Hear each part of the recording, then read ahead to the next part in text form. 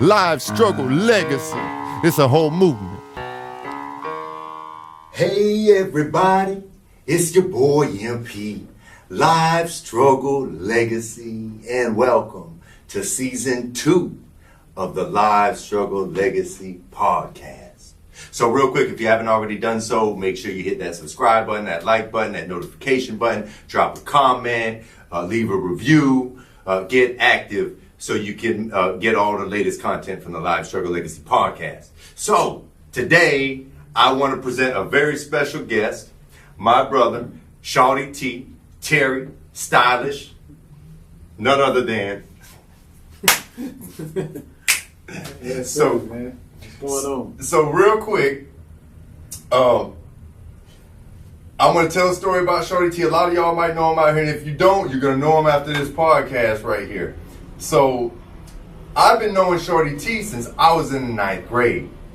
And what I remember before I actually knew Shawty T personally, you know, we went to Hollywood High. So if you know about Lakewood, and it's you know, a different standard in terms of fashion and you know, just style and culture and everything, very hip hop centric, you know, and that's the high school that we went to. And Shawty T was kind of leading the pack, because back when like No Limit and Cash Money were first coming out, these independent artists and labels, you know, they had the custom chains, and I'll never forget seeing Shawty T with the custom stylish entertainment charm, just like so you know, he was doing in high school what these, you know, big timers were doing that we all looked up to. So, you know, even before I knew Shawty T, I already looked up to him as an artist at the time, and you know, just basically like a local influencer in the St. Pete scene, especially at Hollywood High, at Lakewood High School. So, and then when I was about 17, I want to say I was like fresh out of high school or a senior in high school, I finally had the privilege to go to Shawty T's studio and record a song with AG the Hustler and my brother C Mill.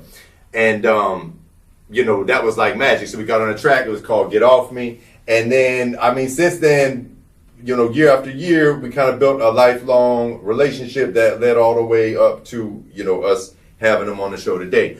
So, brother, I appreciate you coming out. Yes, sir. And, you know, I know you got a lot of stories. Hell yeah. But I you know, give us one just to kind of break the ice a little bit about what you remember from, you know, about MP and back in the day, M. Skrilla. Okay.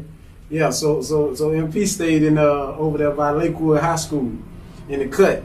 So I used to come through there on the bicycle. Y'all used to call me like for engineering. Before you had came to my spot, I was coming over to y'all spot, you know what I'm saying? And every time I used to hear your voice, I'd be like, damn, Mr. White Juvenile. You know what I mean? I used to call you that.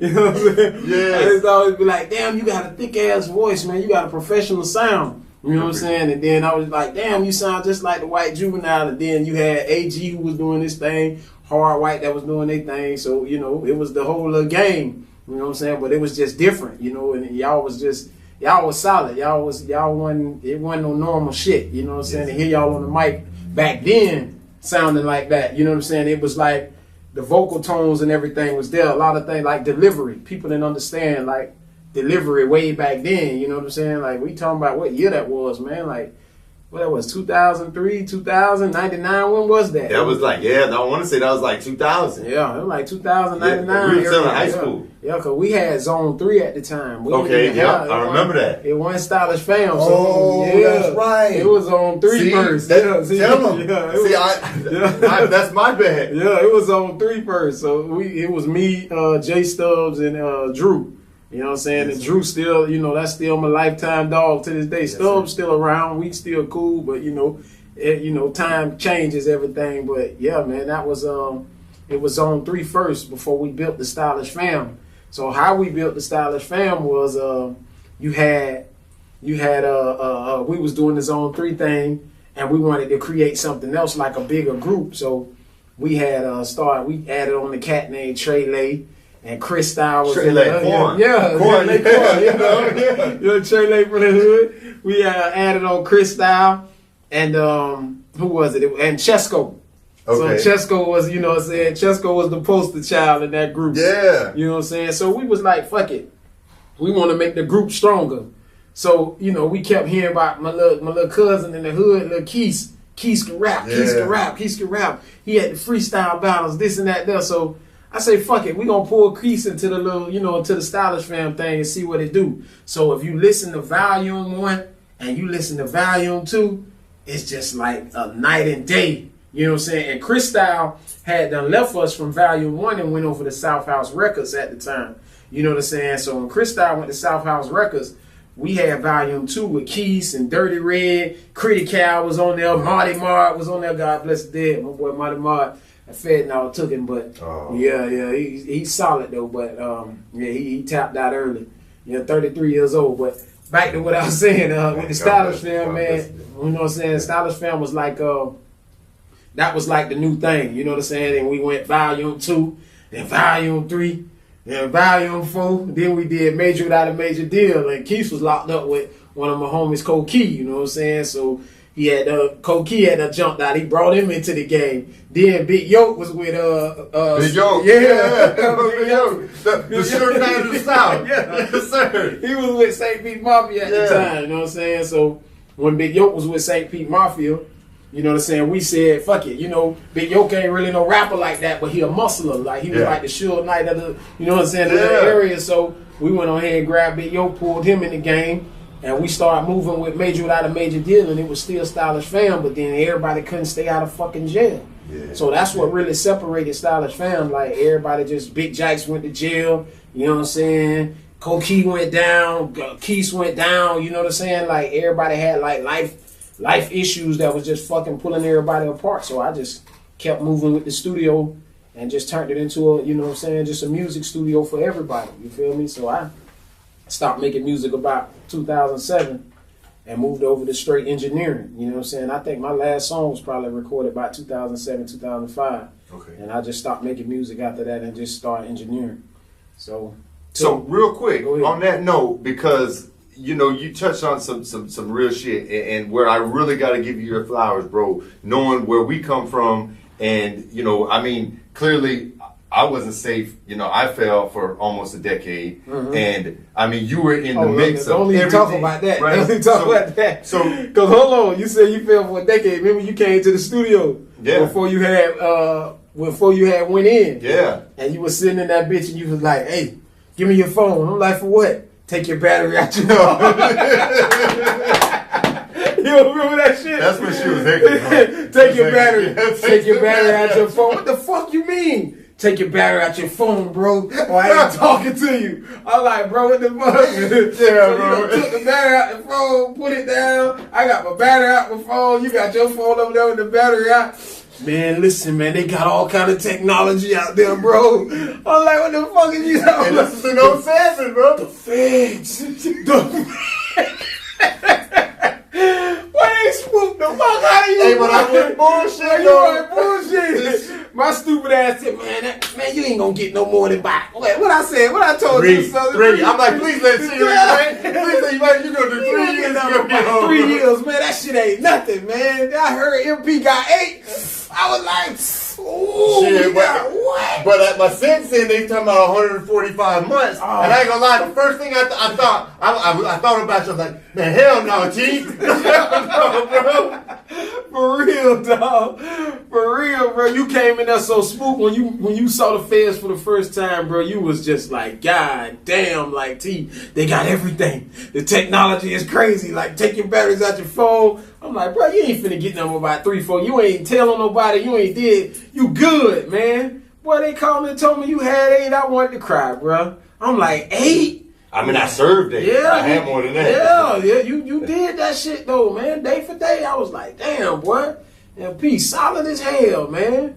Got out all chiseled and shape, doing your fucking yoga. I'm like, yeah, you on your shit now. You was on the right path, man. So.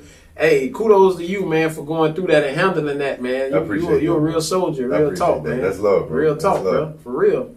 Yeah, man. Besides, and let me say something, too. I want to give a shout-out to somebody that was doing this podcast shit beforehand. Bay Business. You don't remember them back in the day? I do. Bay Business. So that was the homie. Ish and Womble. Yeah. Man, nobody don't get them cats no Yeah. credit, bro. Way back then, bro. Man. So I said, whenever I jump on a podcast, I gotta let people know, bro. They was doing this shit in 99, 98, you know what I'm saying? Yeah. And nobody was fucking with podcasters back then. Before smartphones and all the social YouTube media. didn't even exist. Yes. You know what I'm saying? They was just recording people, like, coming around with the cameras. And you know what I'm saying? Like, them cats is just always... super on point, yeah, too. on point, bro. Great like, content. all about shows, everything. So, you know, big up the Bay Business, man. From way back when, they already saw the vision that's here now. Now, everybody, you know what I'm saying, got their thing going on. But I just wanted to let that know, like, in this whole Florida area, it was like Bay Business was basically doing this before anybody was doing it. You know what I'm saying? And it's just like nobody never pay homage to the ones that helped them. And that's what I kind of don't be liking about the game. You feel what I'm saying? But see, that's what I love about you, bro. For as long as I've known you, no matter what you got going on, no matter how big, you never forget about anybody. Never, bro. And that's why I think, like, God put you on a slow route. When you take that slow route, it's because you're going to bless so many people. And I understood that I'm a shepherd. People come to me for help. You know what I'm saying? So my job is to help them and make sure they get on to where they need to be. Prime example, Rod Wave. If you want to add the snippet in there, you know, I helped him get to where he needed to be, and now he one of the best at it. And he know I'm like that with everybody. You know what I'm saying? So it's all love at the end of the day, even though we don't really do business like we used to, because he done got, you know, he busy, he got to do his thing. It's respect there at the end of the day. You know what I'm saying? So I know you're not one to see and brag about all the things that you did, but bro, the people that don't know, tell everybody a little bit about. I mean, you done had to almost every mainstream hip hop act go through. Right. From gospel to trap to everything in between. Right. So tell us a little bit about some of the people that've been through the studio and just some of the highlights of your career as an engineer. So when you say gospel, you got like Bar None and Lil Craig, all of them cats. They used to come through the studio and rent out the studio. Bar None was an engineer himself. He was raw as hell. So I would just, you know, if another engineer come around me and they show that they got the skill, I let them fly the airplane. You know what I'm saying? That's the engineering room. But if you ain't really got the skill, no, you ain't finna tear the plane down. You know what I'm saying? I don't let you come in the room and just do anything. But man, I recorded some of everybody, man. I'm like 300-400 industry artists in. You know what I'm saying? Like, you just name them, like the list go on. I basically met everybody except Jay-Z and Nas. Yeah. So you about name them, I don't work with them. You know what I'm saying? Yeah. I even met Diddy ass at the goddamn club, at Jonathan Club. I ain't like how he was looking at me. So and I got Drew to vouch for that. Me and Drew was about a bar. I mean, by the DJ booth, and Diddy was in the club, and I had done shook his hand. Hey man, I'm Shawt T, man, Stylish Entertainment, and I just walked off. And you know, Jonathan was like, you know, so Diddy finna party tonight, and I was like, I don't like the way Diddy was staring at us back there, so we finna get up out of here. You know what I'm saying? Like, on some other shit, and not looking at the situation. Now I go back and I talking to my brother like, damn, you remember that night? He like, yeah, but that shit was crazy. I was like, damn, boy, you don't know what he was on. You feel what I'm saying? Like, but I thought it was because he had that murder case. You know, he had the murder case with J-Lo at the time. So when all that went down, you know what I'm saying? So I see them in the club. They got hammers hanging out their pocket and everything. I'm like, them boys moving for real. Like, you know what I'm saying? No matter what he got going on, them boys was real gangsters. Like, they gonna get off. You feel what I'm saying? So, you know, people say a lot of shit about him, but bruh still was on some gangster shit at the same time. You know what I'm saying? So you wasn't gonna play with him back then. You feel what I'm saying? I don't know about now, but you wasn't. Back then, he was a whole nother person. But like, let's get back to the studio. Back to the studio, man. You name them. You know what I'm saying? Like I said, Rod Wave. You know what I'm saying? Kodak Black came there at like 16, 17 years old. Kevin Gates. Yeah, Gates, all of them, man. It's so many of them. It's just like, so out of all, because I know it's too many to name here all night. But is there any, like, you know, major artists that a lot of people would be familiar with who had like a major impact on you that in terms of just workflow or talent? Or? Well, he probably don't remember T.I. We had went up, me and Ryan Luther went up to meet up with Jeter at the time, which was T.I. manager at the time back then with Young Droda, and we went up there, kicked it with Wiz Khalifa and all them, were working in the studio or whatever. We was working on this one track called, it was some Harry Potter shit, and I think Elliot was the engineer, and I had peeped in his ear and was like, I don't really like the track trash, you know what I'm saying? And they were like, hey, You know, and like, what trash. Hey, get him the fuck out of here. He can't, nobody never told, you know what I'm saying, said none of the tip about the track, but they never put the track out. And you probably can find it on YouTube. It's called Harry Potter, bro. When he first jumped out of jail, and I was like, he got to get back to the old tip. Yeah. You know what I'm saying? Yeah. So, just working around people like that, like it was a lot of big names, man, and doing a lot in the industry, man. And sometimes, like, I got my name, the Shawt T Engineering, the studio thing, from being real. So that comes with, when you solid, when you the truth always hurt. People don't like the truth, you know what I'm saying? So that when my name come, it come with a little pain behind it, because I'm gonna tell your ass the truth. If you trash, you fucking trash. Now you can have a raw delivery, but don't be saying nothing. I ain't got no problem with you not saying nothing. It's how you say it. It's like if I'm ordering a pizza, I want that bitch to be hot. You know what I'm saying? It ain't gotta be all that good, but if it's hot, it's still going. You can't tell how good it is because that bitch hot. You feel what I'm saying? And that's how the music game is. You know what I'm saying? Now sometimes you can have a good pizza and you can eat cold pizza that's really good, and that be them artists that be too good for the industry. You see what I'm saying? Yeah. So sometimes they have that old ingredients put together, but they bringing that bitch to the table cold. You know what I'm saying? So you eating it, it's like, damn, he too far hit, you know what I'm saying? Now we heat this bitch up and give them what they want. Now on top of the goodness, now you got something to, deliver to the artist. So, that's something that, that's a little line in there for the artist to, try to learn something from that. You know what I'm saying? Like, because your delivery is everything. If you ain't got that down pat, ain't nothing else gonna matter. Man, and you just brought me way back to, like, I don't know, 05, 06, right? When, I don't know, whenever, maybe 07, when you were over there by the mall on 66, right? And we were doing a track, right? And I don't remember who I want to say we had a singer or something in there, and whoever it was, we were trying to coach into vocals and doing layers, right? This is when we were doing heavy layers, right? Okay. But you use that pizza analogy. You were like, listen. It's like you're making a pizza. Yeah. You gotta start laying your toppings, right? You might do a layer of cheese and then do a layer of toppings and then another layer. Yeah. So you got those hard metaphors, bro. Yeah, bro. If you ain't got it, you gotta put that shit together, man. Yes. And artist development, they don't got away from that. Yeah. Artist development ain't the same no more. Like artists ain't even, now labels want to sign an artist that's already developed. Exactly. You know what I'm saying? But nobody wants to put in that energy and effort. Yeah, ain't no more signing no artist that ain't ready. Which is sad because you got all this talent with no guidance and no mentors. Yeah. And then labels wait till they get hot and then they want to sign them. You see what I'm saying? So on that note, that's something I've been wanting to ask you for a long time.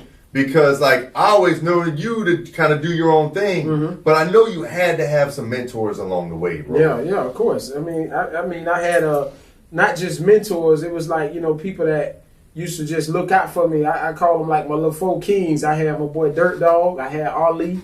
I had Bobo and Big Jacks. Those four cats always like came through and just checked on me and made sure I was good. But then like engineers, I had Pro Tools Rick. You know what I'm saying? Yeah. Rick was the truth. Everybody know Rick. Rick had a Pro Tools studio and everything. Then I had James Corey at Headgasm Studio. People don't even know about him no more. You know what I'm saying? But James Corey is the truth. Then you had Tommy. Tommy was a Kid Rock engineer. He was training me too. So those was cats that, you know what I'm saying, I just want to give them their flowers when it comes to like creating me as an engineer. And then, DJ Trend, he semi showed me a couple of things and didn't know he was showing me. Because I would book a session with him to mix a song just so I could sit back and, peep game. You feel me? Because nobody was trying to give out nothing unless, you had to pay. The game was to be sold, not to be told. Yeah, so you had to pay for your time. So I would pay Tommy and all of them because they had degrees. But Trend was just good at what he did. Yeah. You feel what I'm saying? And until it was just like Trend was smacking shit at one point. I go in the club, get it. I'm like, God damn, this shit sound good. What is he doing? So I went over his house and, started paying him to mix and learning from there, you know what I'm saying? So I tried to learn everybody that was engineering. Even Akafood. Yeah. Akafood from Tampa. He was teaching classes, engineering classes over in Tampa. I'm trying to tell you, Akafood, man. Even Akafood, man, used to come through. And that's a good dude, man. He just... it's just solid people. I try to always keep myself around them. Strizzo, real solid. Yeah.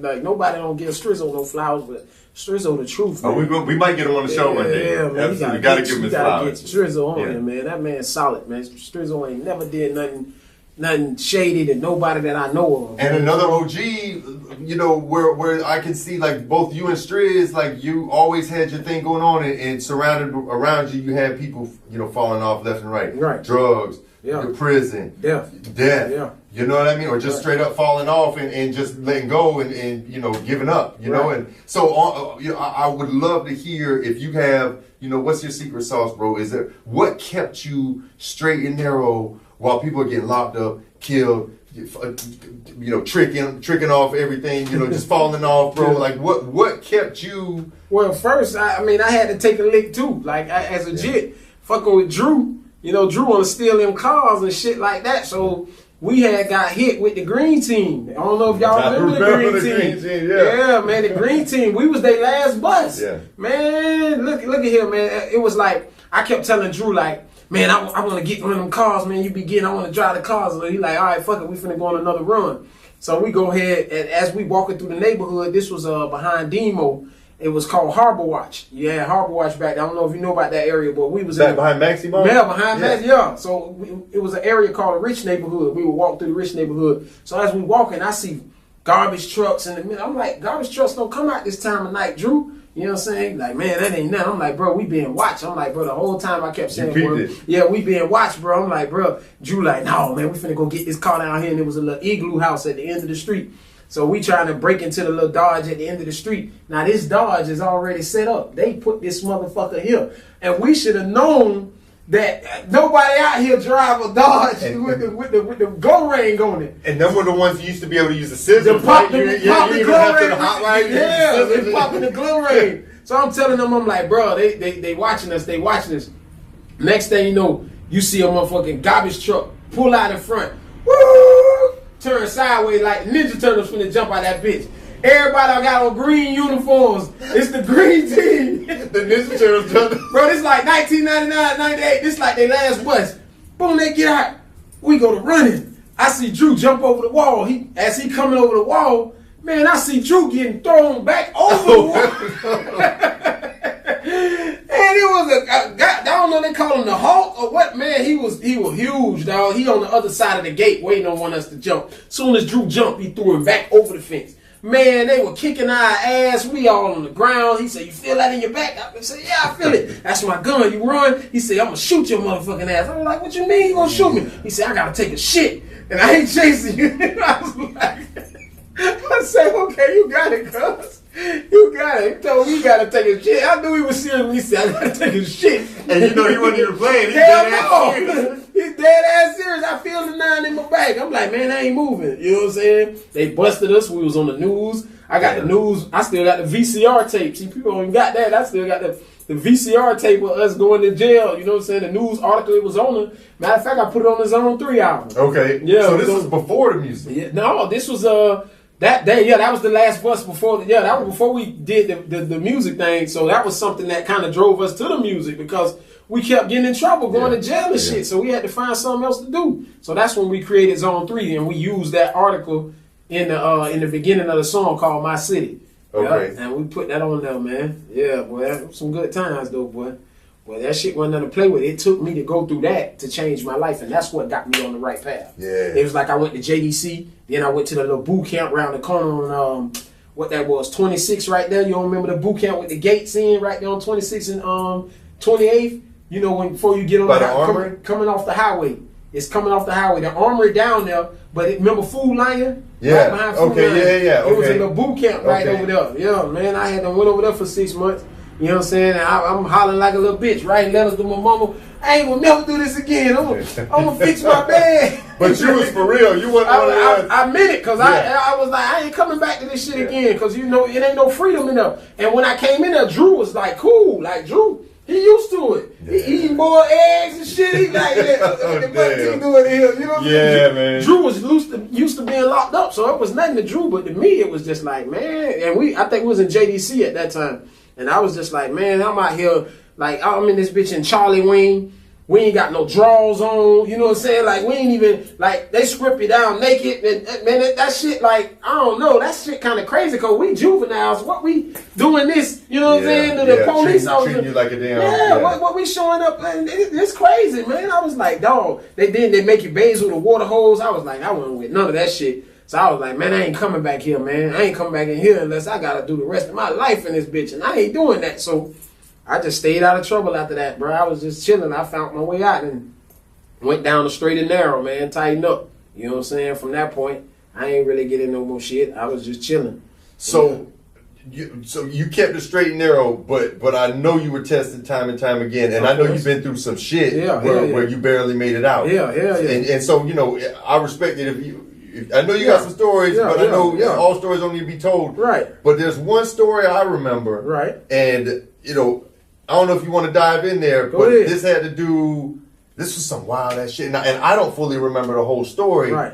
But I remember it was wild, man. It had to do with the NPC. Yeah. And somebody actually getting killed behind it. Yeah, man. Kendrick Love, man. I was my dog from New Orleans, man. Good dude, man. He reminded me of Mac, a rapper named Mac that No Limit. From No Limit, No Limit had. Who just came home too. Yeah. He reminded me of Mac. So every time he would come down, you know what I'm saying, he was just a hard ass rapper. So one day I introduced him to a guy around the corner. I don't even want to say his name because he ain't worthy or nothing, no kind of. But I introduced him to them, and they went over there and they sold him an MPC that they had out of New Orleans. So then the next, like 2 months later, they came back down and they was at my house recording all day. Chris Style was over there too, and we was all recording. And then Chris Style left, and then homie that they sold the MPC to came over there to pick us up. So when he pick us up, he like, hey, y'all follow me. We finna go to my studio.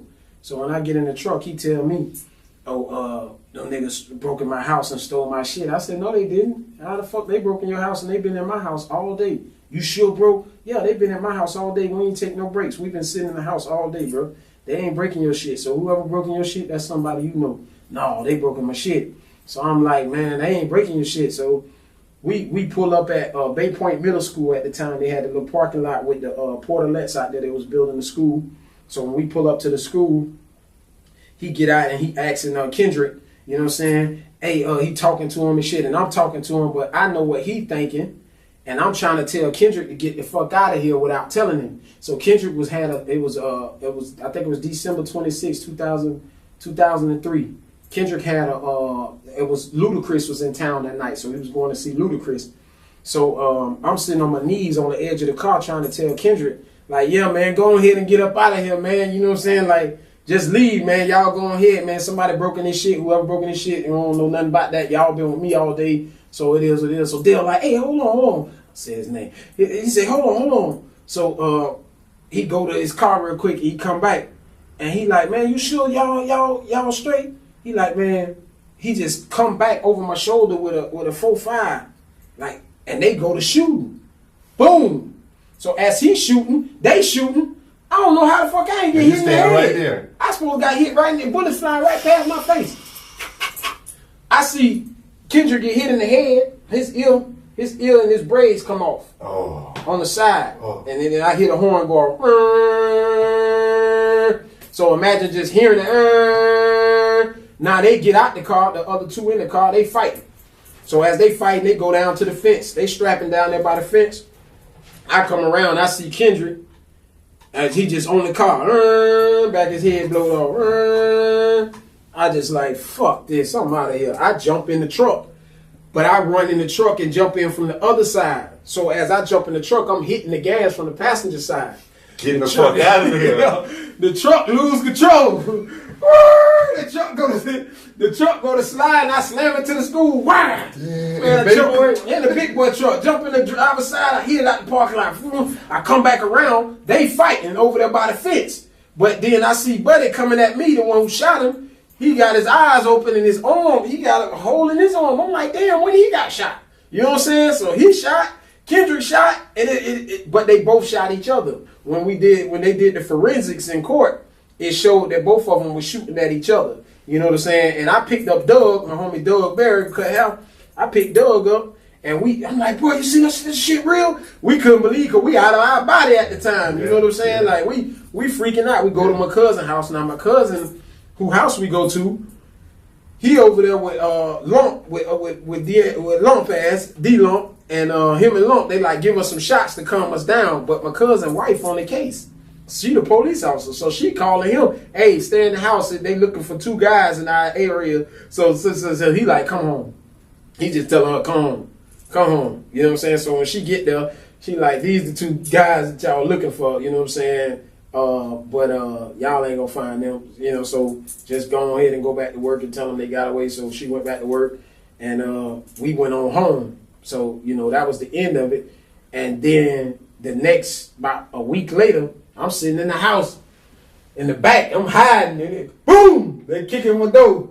You know what I'm saying? Yeah, they can't pick me up. You know what I'm saying? I'm getting arrested in front of a kid. You know what I'm saying? Trying to hit you like a murder case. Yeah, with a murder case. Right? You know what I'm saying? Yeah. So all in all, you know, I go down there. I don't say nothing. I play the street role. You know, you gotta, hey man, I don't know nothing. I ain't see nothing. I don't know shit about nothing. You know what I'm saying? And that's what they wrote down. They kept it just like that. Well, when it came to the trial, he done turned around and said, I'm the shooter. So, yeah, basically he turned the case around on me. But before we get to trial, they slide me a tape of him telling on me. Yeah, he in there just going in. He going to town on me. They slide me a tape and I'm listening to this shit. And I'm like, damn, that ain't him. So they show me the video. I'm like, damn, that is him.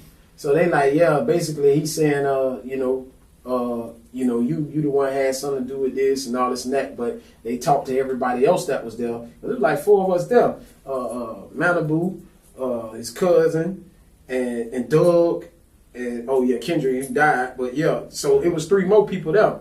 So they all told the same story. So I'm the only one that didn't corroborate. So now, because I didn't corroborate, they trying to fuck you. No, not that they trying to fuck me. He shot the dude who shot him shot a police officer when he was 15. So the police department don't like him.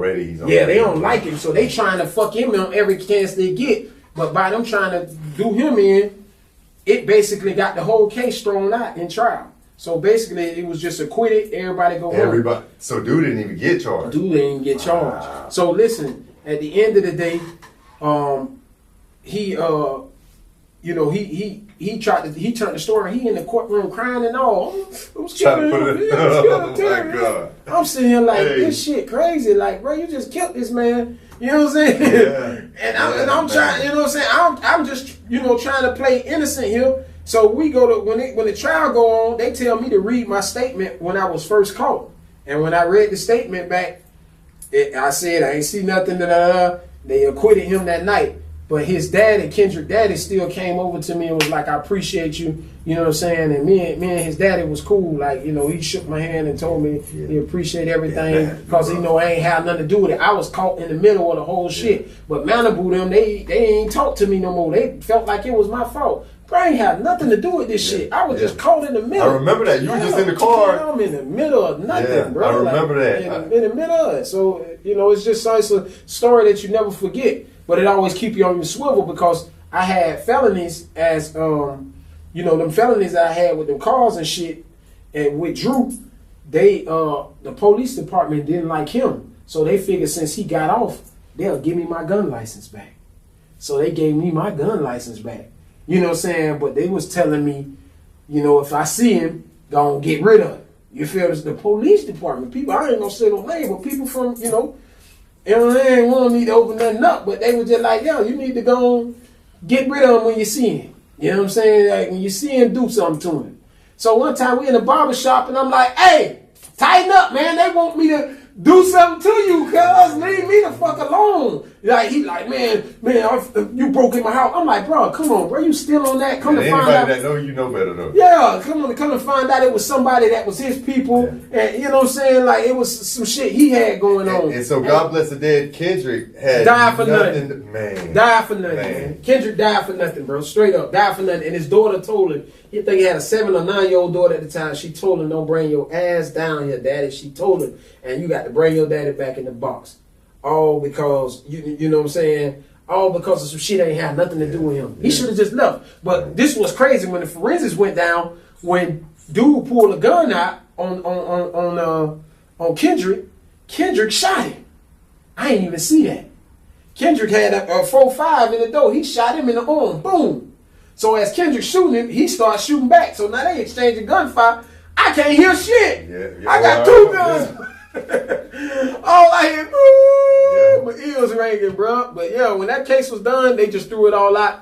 You know what I'm saying? And I lost my friends behind the whole shit. Me and Doug still cool to this day because me and Doug know what really went down.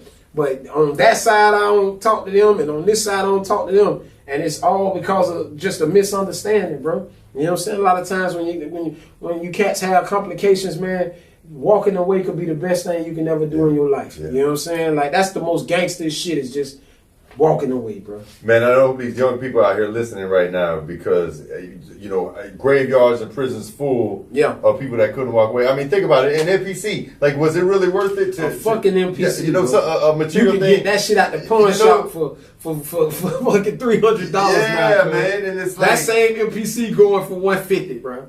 Yeah, kill this man by something that costs $150, man. Yeah, for real. Stupid shit. So ultimately, you took this adversity and you used it as motivation. Yes, sir.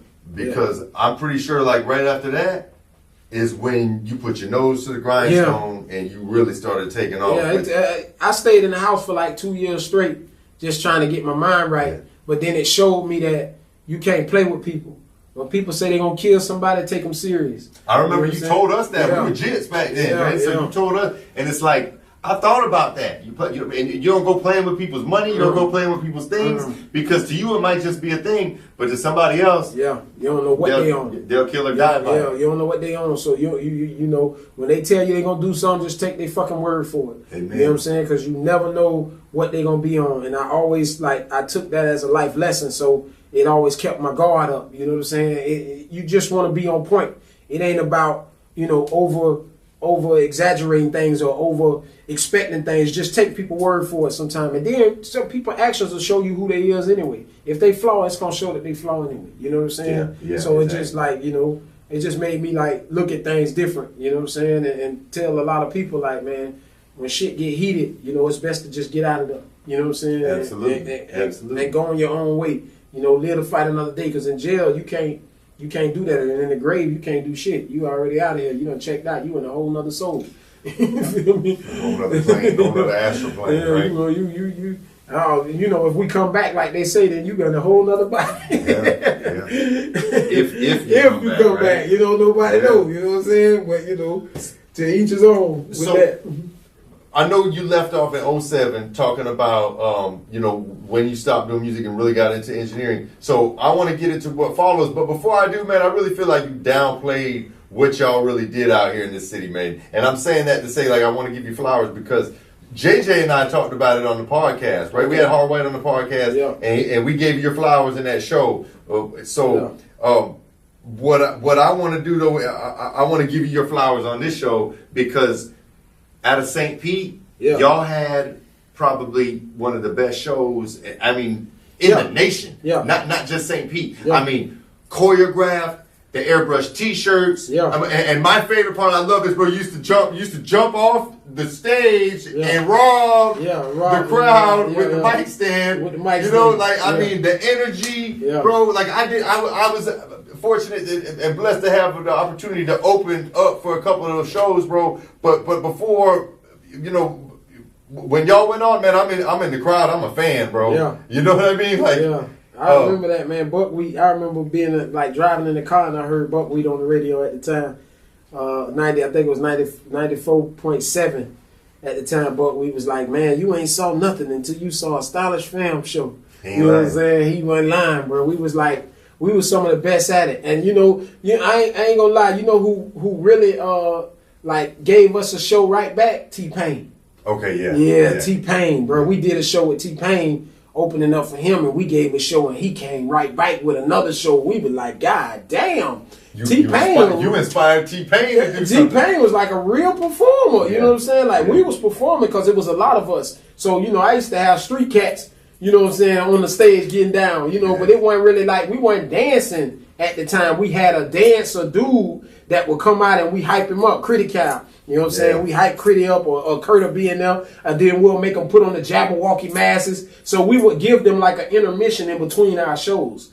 So we come out and perform and do our thing, then we let them go and entertain. You know what I'm saying? See, people didn't understand that, like, doing shows, you got to be an entertainer too. Like, I even got a show at my studio where it's called the Dropbox, and you know, I dropped the mic. I was doing this in like 2018. Now everybody dropping mics and rapping. You know what I'm saying? Like, but you know, you just do your thing and you put it in the world, and it's for everybody to, you know, to go ahead and take off with it. But that's how I can tell who's ready and who ain't. When they come and do those drop boxes, when they ain't looking at the camera, or they scared or they shy and they can't perform, I be like, you know, you may sound good, but you're not ready yet. You know what I'm saying? You like, got the stage presence. You ain't got the stage presence.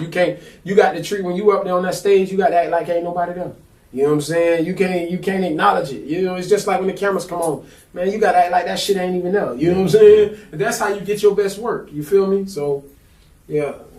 So 07, because like you're filling in all the blanks right now, because you talked about the Dropbox, and that's actually the next question I was about to ask you, because you know you had a strong run with the engineering, which I know is still, you know, your core competency. Right. But then the Dropbox was like your first introduction to like photography, video. No, man, okay, tell us. I've been doing photography a long time, bro. I've been playing around with photography. Shit, like 09, yeah, like 2009. I started like playing around with cameras. I remember my guy Ryan Luther. He hit me up. We was out trying to make him an artist. You know what I'm saying? A little rapper in the suit. You know, this was before all of the Jack Harlows and all of that. And like I told you, he had me up there with T.I. So I had brought a T3i and the little Canon T3i. And I thought I was doing some shit, and he was like, bro, that's just a T3i. So I'm like, what the fuck? Like, bro, this a camera. Like, bro, this the shit. So every day I would play around with the apps on my phone, take pictures, and try to learn. But then as I, you know, now where I'm at with the camera game, it's like, wow. Yeah, that was like, you know, and we joke about that to this day. But, you know, videography, I've been doing that for a little while, too. You know, it take... You know what I'm saying? Like, you need to kind of, when you're in the entertainment business, you need to know all the trades. You know what I'm saying? Like, people always say focus on one. Well, I did that. I focused on the engineering, and I mastered that. I done got people millions of dollars doing engineering. You know what I'm saying? So now, you know, you got to get off and branch off into other things. You know what I'm saying? So photography was something I always did. I just did it on the low. I wasn't really out public with it like how I am now. Now, you know, like, I'm one of the best sports photographers, I feel like, in Florida. You know, and tell us how that came to be. Well, with the sports photography, it was just, you know, when I played football, you know, my brother played football. You had Juice. Everybody's talking about Juice.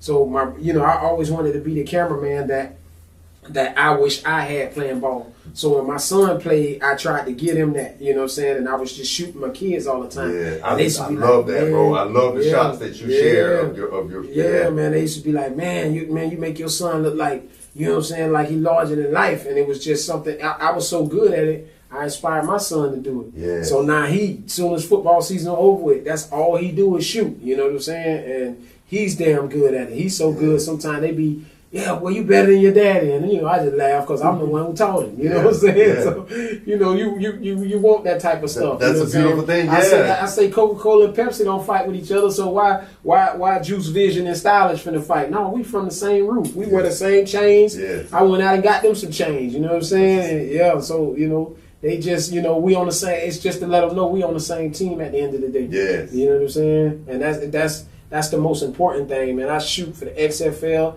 We did the Bucks and Ravens. We done shot a couple of people, so we up there, man, doing weddings. We do it all. You know what I'm saying? And you know, I see what you've done with the photography. Well, I see what you did with music in doing something similar with photography, and I feel like this has been what's kept people coming through your spot, and kept people really wanting. You got to stay innovative. Well, you stay innovative, you stay creative, and I'll never forget what you told us way back when AG had the studio. You know, when we were affiliated hustlers, we came through. I don't remember if you were at AG's spot, or we were at your spot. I don't remember, but I remember what I love, bro. You would always drop, you know, sprinkle these jewels on us. And this particular time, you were like, man, because everybody's like, oh, we gotta have the Avalon preamp, we gotta have the Neumann mic, we gotta, and you would be like, listen, man, it ain't what you got. Yeah, it's what you know. It's what you know. Yeah. So listen up, y'all. You don't wait till you have the best gear, the best this, the best that. Juvenile taught me that though. Okay. Juvenile, Cash Money came in my house, man, and like, what year that was? Probably, what year Juvie came to the house? Probably was like 06, 07. Juvie came there and dropped a song called Respect the Grind. And Juvie was like, damn, I got one of these. Mine just did big. But he was like, it's the same shit. He was like, look, man, send me up the middle on this one. Take this one, pan that to the left, pan that to the right. It's going to sound good. So when I played it, I'm like, damn, he really sound like this. I was like, I thought it was something they had to do. No, that's how this man sound. Yeah. You know what I'm saying? So then I put a couple of plugins on there, but he sound like that. Yeah. So then it started letting me know, man, y'all got to tighten up on y'all rapping, man. We all got to tighten up. I don't want to listen to us no more, man, because we ain't got it figured out. You know what I'm saying? This man just sound like this. So y'all got to, and that's what made me like step on their necks. And even like my boy Keith, man, if he can stay his ass out of jail, Keith's really just developing into who he, come to be after all these years. He feel like, you can't tell Keith nothing. He feel like, man, I've been him. But no, he really developing into who, you know what I'm saying? It's crazy that he just got fucked up with the little jail situation, but he was developing into the craft that it was. And then, his partner Koki was shooting him, and then they shot something so raw, I was like, that's it. No, that's like, that's the pinnacle. So when we get here, not everything need to be better than that. You know what I'm saying? So he was really, through all these years, he was really going through artist development. I tell every artist that's trying to be something, it's just like being a superhero, bro. You can't go out that door and you ain't got that motherfucking Spider-Man suit on, that Superman cape, that Batman suit. Don't take your ass out there if you're not ready to rock it all the time. You know what I'm saying? When I'm stepping out, I'm Shawt T and I'm representing stylish. They'll see the chain, oh, you rap? No, I got a business. Hey, you got the little tapping with the phone, boom, they in. You feel what I'm saying? So it's just like that. It's just, this ain't nothing but a walking billboard. You know what I'm saying? So a lot of people got to look at themselves like a brand and sell that fucking brand. Yes. Well, I don't care if it's a shirt, hat, something. Brand yourself and sell it. You feel what I'm saying? And that's how you go far with it. You just, you tighten up on your brand, man, get your shit together and rock out and be that person that you want to be when you're doing it. And you're taking that knowledge and you're leveraging it. Right? Yeah, you don't have to have all these things. But we said, you showed a lot of us, it ain't what you got, it's what you know. Mm-hmm. But you starting with, your first setups, right? I remember what you had. You had the Digi 003, right? That was one of the first setups, right? No, I had the first setup was the old school analog mixer. Okay. And then I went to the 001. The Digi 001 came out first. Then they had the 2. Then the 3. Okay. Yeah, so if you remember the 3, you missed a couple of steps. Yeah. But the whole point I'm trying to make is you would take what you had and do and make the most out of it. Make it work. Because I started with Vegas Pro. That was the first program I was on. It was Vegas Pro. So that was before Pro Tools. Okay. And Vegas, I don't even know if Vegas still out there or not. So Vegas may be out there still, but yeah, before Pro Tools, I was on Vegas Pro, man, and Cakewalk. I don't know if y'all remember Cakewalk. And VS, what was the other one called? Not Fruity Loops, it was Reason. Yeah, okay. Yeah, Reason. That's like an Apple joint. No, man, Reason was just a PC program. Okay. Of this was, I had PCs first. I'm thinking of Logic. Yeah, Logic was on there too. Yeah, Logic was a good one. And I every PC I had, I would break down like every 6 weeks. You know what I'm saying? Like every 6 weeks to every 2 months, my PC would break down. So I kept going to the PC dude on 9th Avenue, having to get it fixed. Then I got 2 computers. Then I ran into Keith. And I'm like, man, I need one of these Macs. So Keith went and got me one of the Macs. You know what I'm saying? Keith went and got it. Was crazy when Keith went and got me one of the Macs. And my life changed ever since, man. I shout out to Apple, man. If you ain't got no Apple products, man, you need to.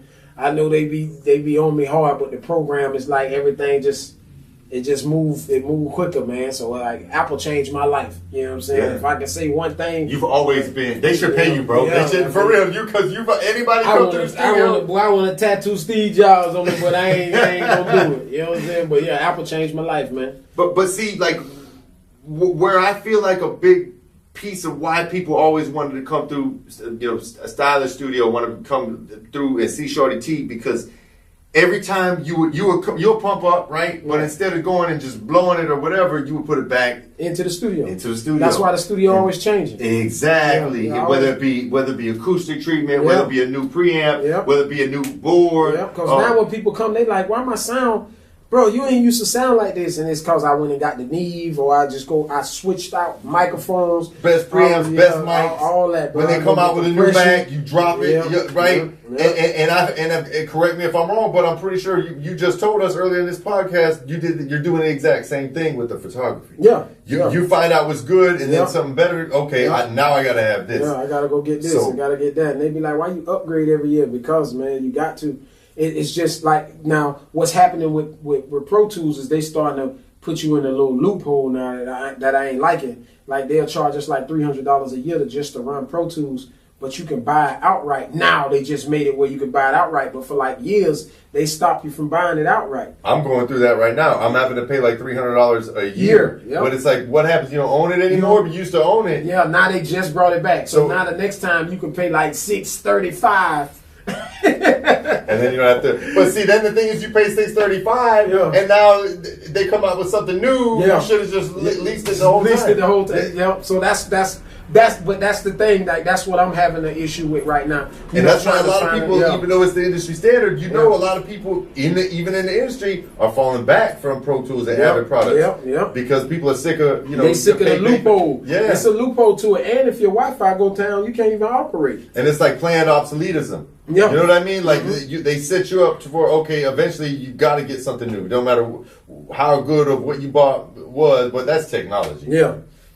Tech, the tech is crazy. I just hate that. Like sometimes, like now you can't even update your computer because if you update it, your Pro Tools don't work. It's a catch. That's what they used to tell us in the Mirror program. Like like the OGs, like what's his name, Tom Morris. They'd be like, listen. Don't update. Don't update. Mark Matthews was the teacher. You're not gonna be able to get an assignment in on time, and your Pro Tools not. Don't tell me that your Pro Tools not working because you updated. I tried to warn you. Yeah, that's a fact. That's a fact, man. So you got this wealth of knowledge and experience, man. And I know there's a lot of people out here watching this podcast right now that are doing things, or want to do things that maybe you have done in terms of engineering, photography, or maybe even in the early days of rapping and performing. So like, what advice do you have for anybody that wants to have a career in music? Just stick to it, and like I said before, like make sure that it's something that you really want to do, because it's just like anything else. You know how many people I know go to college and they come out with just a college degree and they don't do shit?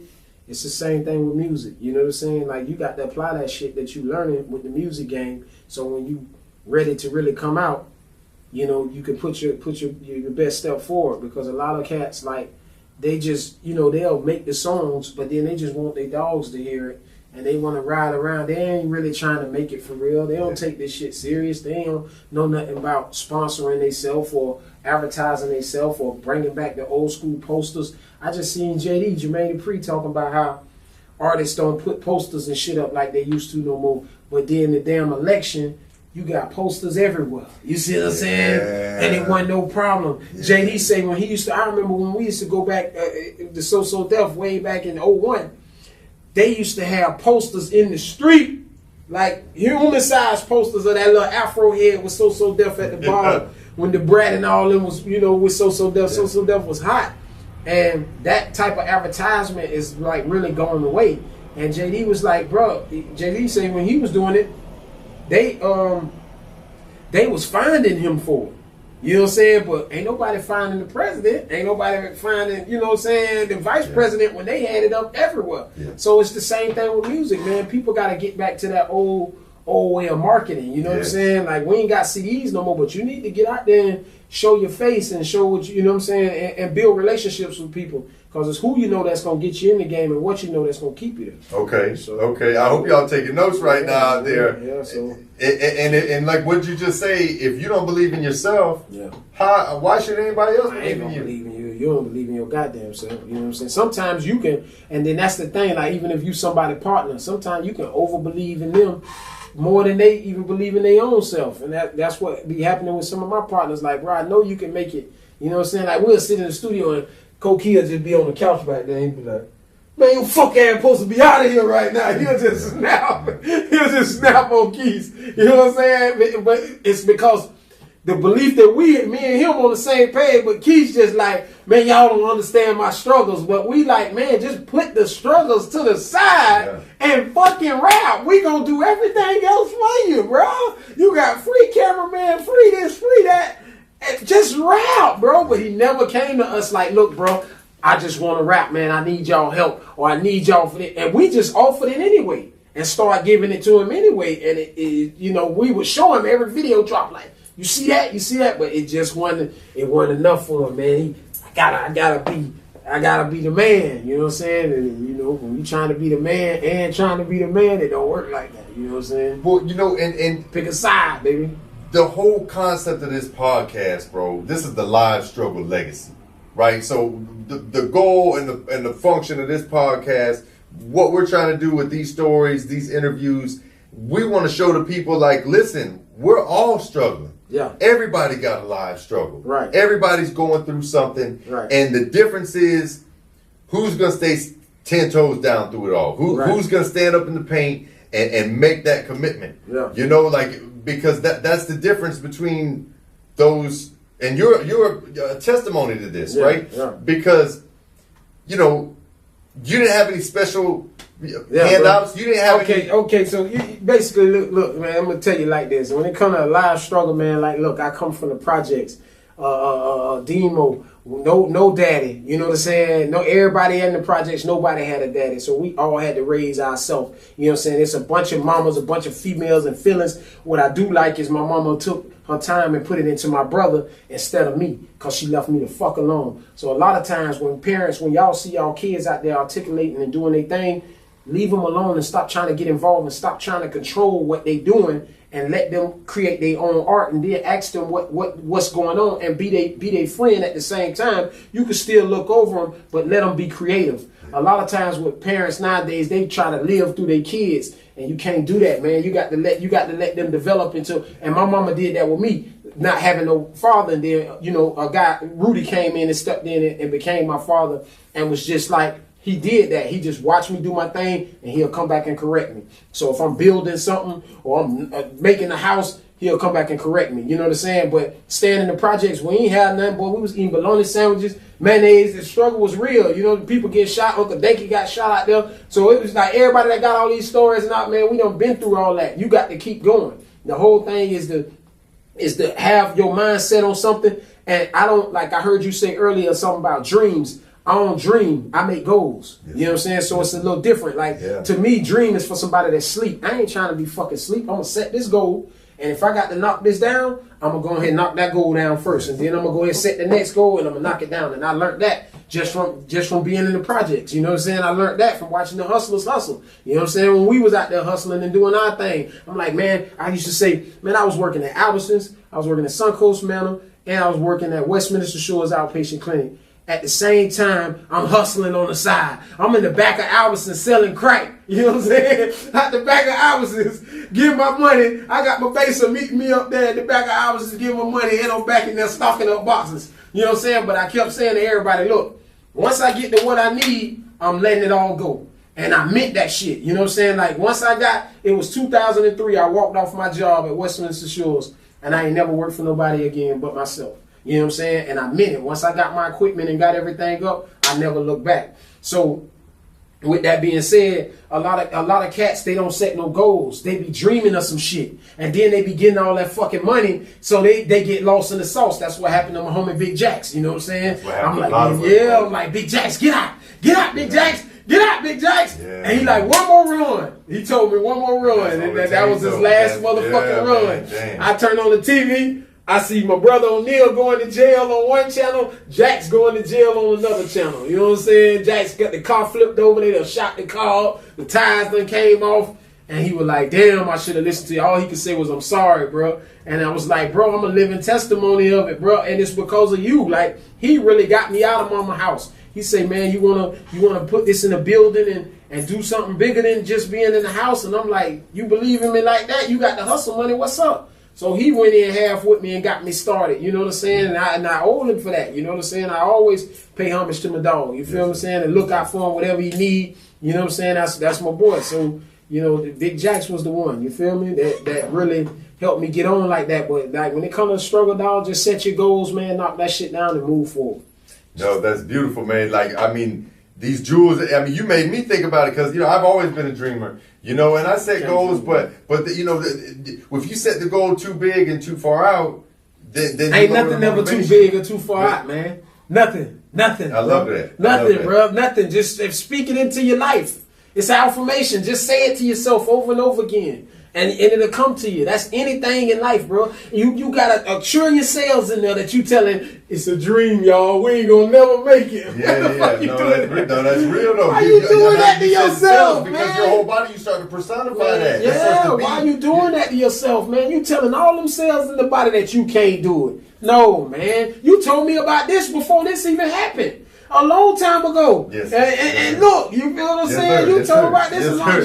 You put it to work. You feel what I'm saying? You kept talking about it until you did it. You know what I'm saying? So that's like setting a goal. That ain't no dream. You ain't really dreaming about it. You might consider it, calling it a dream, but man, you only dreaming when you sleeping, man. You ain't don't. But what helps me, right? Because I get lost in the sauce. I'm one of them, right? So if I don't keep my goal, if I don't set short-term goals, right, then I start to get overwhelmed by the bigger picture. Right. You know what I'm saying? So it's these little short-term goals that keep my motivation up, right, and keep me digging and keep me pushing when I'm feeling down, when I'm going through the adversity, when I want to make an excuse. You know what I mean? Like, and but no, you said something, man, and I hope these people really soaking this up, bro. Yeah, bro. Just tell yourself you can do it, bro. You can do it. It's just gonna take a little time, but you can do it, bro. If I did it, man, anybody can do it. You just got to stick to it. And it's just, I always just stuck to it, man. And now when people come, some people don't even know my name. They just stylish. You know what I'm saying? Even the kids at the football game. You branded though. Stylish. Yo, stylish. Like, you don't even know my name. Yo, stylish, man. I love your photos, man. I'm going to buy some tonight on the website. Oh, I love it. That passive income. I go to sleep, I wake up. Oh, damn. $175 overnight. Damn, I love this. And you know what I'm saying? Like, I love photography, bro. Photography, like, it's better than, I ain't gonna lie, it's kind of better than the studio shit. You know what I'm saying? So let's get into that. Because, okay, now, I know you got a lot of stories, bro. So if you want to tell some more, by all means, I know the people love to hear the stories. So if anything you got to get off your chest, please do it. Right. But before we wrap things up today, bro, I want you to tell the people what you got going on right now. Okay. Where the people can find you, whether it be your socials, where can they go buy a picture, right? Where can they pull up, book time with you, or whatever the case may be, man.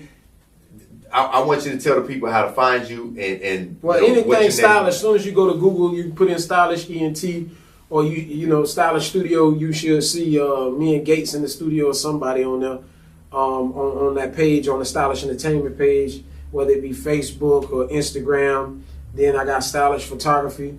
Then I got Stylish727.com. So it's anything stylish, you know what I'm saying? Whenever you put in Stylish Entertainment, something should pop up and you'll be able to find me from there. You can just Google Shawt T. I think something should come up. I've been doing this shit a long time. And then you may see some sports shots that'll come up, when I'm just branding, but it's always stylish. So that's how you find me, man. Excellent. So is there anything that you got new in the works that you want to tell the people about? Well, we're working on I got an artist that I've been working on, a female artist. We've been on this shit for like 5 years. Her name Gina Joe. So she gonna really like, I don't really want to give out the the niche to it, but we've been like really going in and revamping. Like we shot like over probably about 120 pieces of content.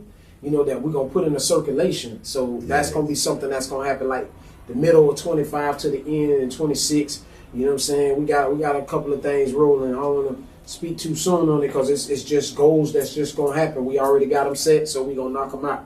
You know what I'm saying? Just like that. So Gina Joe, Stylish Entertainment, Stylish Photography. You need a wedding, you need something shot, you need a backup cameraman. We got it all. Man, listen, y'all. Shawty T, stylish entertainment, Yes, sir. stylish photography. Yeah.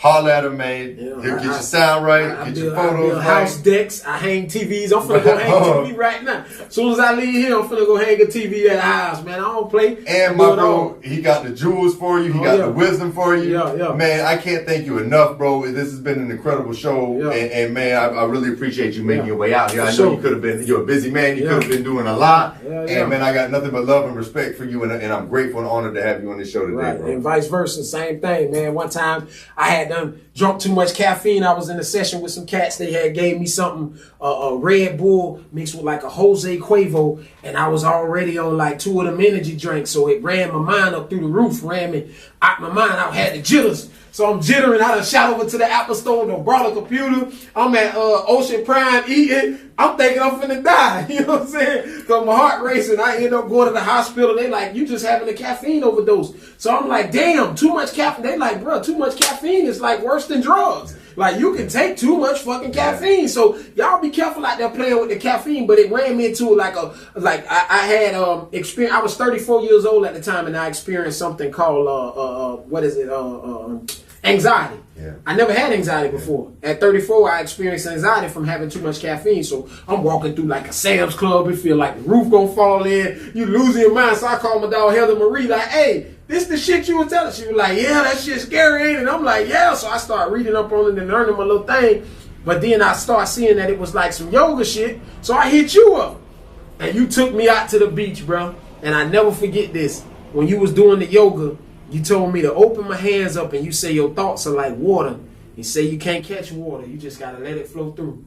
And from that day forth, totally changed my life, dog. When I left from out there with you with that yoga, I started doing my little thing, stretching, and it was just like health is wealth. You know what I'm saying? So I owe you that. I feel like you saved my life, because I know a lot of cats that they may have done something else. Like they done got on drugs and they can't get off. Or somebody done spike they drinks, or somebody done put some in their weed and they never the same again. Like a lot of these cats smoking that Fed now, or they putting some in they shit and they ain't coming back. And then they go into the crazy house, get a shot, and they ain't never the same again. Yeah. You know what I'm saying? But yoga, you know what I'm saying, health, working out will help you change your life. That's all I want to say. Well, okay, so I appreciate you sharing that, because anybody that knows anything about me knows that yoga pulled me through the toughest time of my life. Yeah. And if it wasn't for that, like that's what I lean on now when I'm down bad and I feel like I got to go back to something that I know is not right for me. Right. And my energy, I take it back to yoga. So it's a blessing to be able to share that with you. Who's helped me throughout these years. Yeah. You came back and didn't even know you helped me. So that shit was crazy, bro. That's boy, I never forgot that day, boy. I'm talking about, boy, we was out there shoes off on the grass, grounding. You know what I'm saying? Stuff that people don't even, people ain't even doing no more. They put, man, you need to take your fucking shoes off and get out there in the soil for like 20 minutes a day, bro. Yes. I try to do that every day, bro. I dig in the yard and put the chair out there and put my feet in the dirt. And people be driving past the crib like, Shawt, what the fuck you do? I'm grounded, mind your fucking business. You know what I'm saying? For real. Like, they don't know about that, but if you don't know about it, you need to research it. Grounded. Man, it changed your life, bro. You got to get back to the earth, bro. Yes. You got to get back to the earth. So that was something you taught me, bro. I never forgot it. And I just always ran with it. And I knew you had done that time. You know what I'm saying? So, a lot of cats that do time, where they come home with knowledge, either they come home with knowledge or they come home crazy. Yeah. And they end up getting their ass killed. Something stupid happened to them, or they go back. You know what I'm saying? Yeah. So, you came home with that knowledge and you put it to work. So, respect to you for that. That's love, bro. And the respect mutual, bro. It's love. Yeah. I appreciate you coming, bro. Yes, sir. Shawty T, stylish entertainment, stylish photography. Yeah. Check them out, y'all. I want to thank everybody for coming in and tuning in to the show today. It's Live Struggle Legacy. Make sure you hit the subscribe button, the like button, the notification button. Drop a comment. Make sure you leave us a review on your favorite podcast platform. And if you're looking to promote your business, we are looking for sponsors. So holler at me if you're trying to get up the show. Holler at me. Send me a DM. I'm real open-minded. It's Live Struggle Legacy, y'all. We building pyramids. Live struggle legacy. It's a whole movement.